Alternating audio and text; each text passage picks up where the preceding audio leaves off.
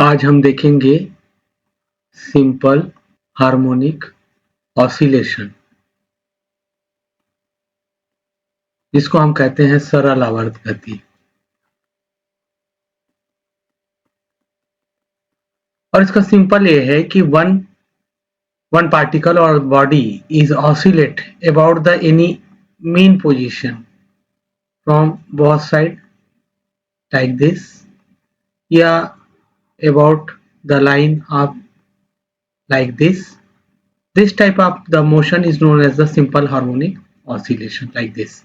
So there is a oscillation like this, and here the oscillation is like this. Now what are the main topics related to this topic is, first is the इसमें कौन कौन सी चीजें होती हैं, that is the first amplitude.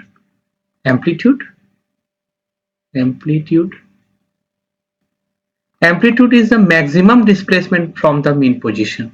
If this is the mean position and this is the oscillation, then the maximum displacement from the mean position is known as the amplitude. आयाम वह है जो मध्यमान स्थिति के दोनों ओर अधिकतम विस्थापन है।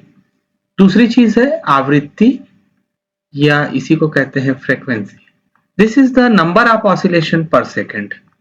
That is the number of oscillation per second.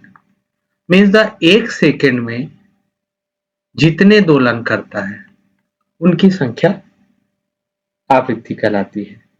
तीसरा मीन पोजीशन, तो इस केस में ये इसकी मीन पोजीशन है और इस केस में ये यहाँ पर जो है वो मीन पोजीशन है. सो हमारे पास दो तीन तरह की चीजें हो गई. फर्स्ट आयाम, जिसको हम इंग्लिश में कहते हैं एम्पलीट्यूड. दूसरा है फ्रीक्वेंसी, जिसको हम कहते हैं आवृत्ति. और तीसरा है मीन पोजीशन, जिसको कहते हैं मध्यमान स्थिति. ये किसी ऑसिलेशन के लिए जरूरी है. अब हमारे पास जब ऑसिलेशन, सपोज ये पेंडुलम है, ये जब ऑसिलेशन करता है इस पर एक फोर्स हम लगाते हैं. इस फोर्स की वजह से ये डिस्प्लेस होगा. डिस्प्लेस होने के बाद ये अपने मैक्सिमम डिस्प्लेस पोजीशन पर पहुंचेगा. ये जो फोर्स है जो इस पर लग रहा है, जिसकी वजह से ये डिस्प्लेस हो रहा है, that is known as the Newton force. Newton force that is the external force. यह एक बाह्य बल है जो कि किसी ऑसिलेशन को कराता है. ये इसकी अधिकतम विस्थापन की स्थिति है. यहाँ पर आकर ये पार्टिकल जो है वो रुक जाएगा और रुकने के बाद फिर से ये वापस अपनी मेन पोजीशन की ओर आता है. इस कंडीशन में हमारे पास एक रिस्टोरिंग फोर्स, जिसको कहते हैं प्रत्यानयन बल, यह इस पर कार्य करता है. तो हमारे पास दो तरह के बल हो गए. एक तो न्यूटन फोर्स जो मीन पोजीशन से इसे बाहर ले जाता है, दूसरा इसे मीन पोजीशन की ओर लाने वाला रीस्टोरिंग फोर्स. अब देखिए, कोई पार्टिकल है या कण है, इस पर हमने न्यूटन फोर्स जो लगाया, ये न्यूटन फोर्स होता है एम ए, जहां एम जो है ये द्रव्यमान है और ए जो है वो त्वरण है, मास एंड एक्सेलरेशन. इस कंडीशन में यदि कोई मीन पोजीशन से एक डिस्प्लेसमेंट हो रहा है, तो velocity is equal to dx upon dt and a is equal to dv upon dt, rate of change of velocity, that is the 2 d2x upon dt square.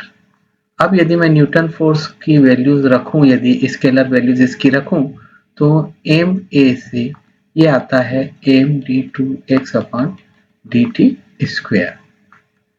अब यदि ये मीन पोजीशन से जब डिस्प्लेस हुआ, पार्टिकल जो है ये mean position से डिस्प्लेस हुआ, तो इस पर एक रीस्टोरिंग फोर्स वर्क कर रहा है. इधर ये डिस्प्लेसमेंट तुम्हारा x है, तो ये रीस्टोरिंग फोर्स जो है ये प्रोपोर्शनल होगा डिस्प्लेसमेंट के.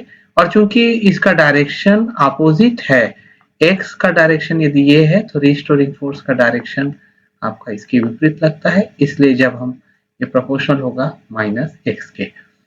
माइनस साइन यहाँ पर ये बतलाता है कि डिस्प्लेसमेंट या रिस्टोरिंग फोर्स एक दूसरे के अपोजिट है। यदि मैं इस प्रोपोर्शनल को हटाऊं तो मुझे एक कांस्टेंट लगाना पड़ेगा जिसको मैंने के से डिनोट किया है, तो ये तुम्हारा रीस्टोरिंग फोर्स हो गया।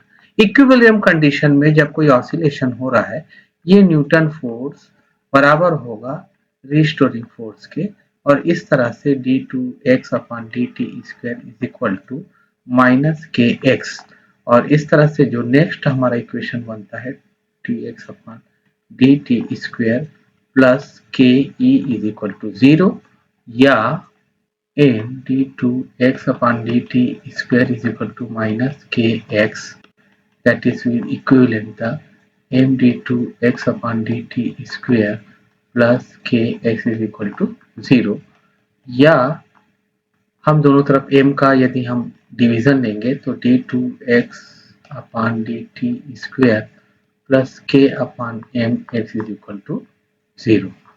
सो यहाँ पर k जो है ये कांस्टेंट है, m मास ये भी कांस्टेंट है, इसलिए k/m भी एक कांस्टेंट होगा जिसको हमने ओमेगा स्क्वायर नाम दिया है। यहाँ ओमेगा इज इक्वल टू ये कोणीय आवृत्ति या एंगुलर फ्रीक्वेंसी कहलाती है, और इसलिए omega square is equal to k/m, hence omega is equal to √k/m।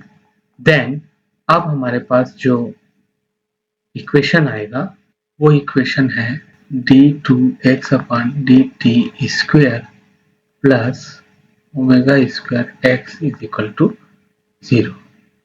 ये सरल आवर्त गति और उसका समीकरण। एक बार हम फिर से हम रिपीट करते हैं कि सिंपल हार्मोनिक मोशन के लिए मीन पोजीशन का होना जरूरी है। इस मीन पोजीशन से किसी पार्टिकल को डिस्प्लेसमेंट करने के लिए हमको एक न्यूटन फोर्स की जरूरत होती है। इस न्यूटन फोर्स की वैल्यूज होती है ma या m d2x/dt²। इस मीन पोजीशन से इसको रिस्टोरिंग फोर्स वापस लाता है। ये रिस्टोरिंग फोर्स जो है ये प्रोपोर्शनल होता है डिस्प्लेसमेंट के, और इसका डायरेक्शन इसके अपोजिट होता है, इसलिए restoring force is equal to minus X, and proportional को हटाने के लिए हमने कांस्टेंट लगाया एक्स। इक्विलिब्रियम कंडीशन में ये दोनों ये और ये दोनों आपस में बराबर होंगे, और इसलिए m d2x/dt² is equal to minus K X, या m d2x/dt² plus K X is equal to 0, और इस तरह से ये m का हम दोनों तरफ डिवीजन लेकर हमें जो इक्वेशन मिलता है k/mx इज इक्वल टू 0, जहाँ k/m is equal to omega square.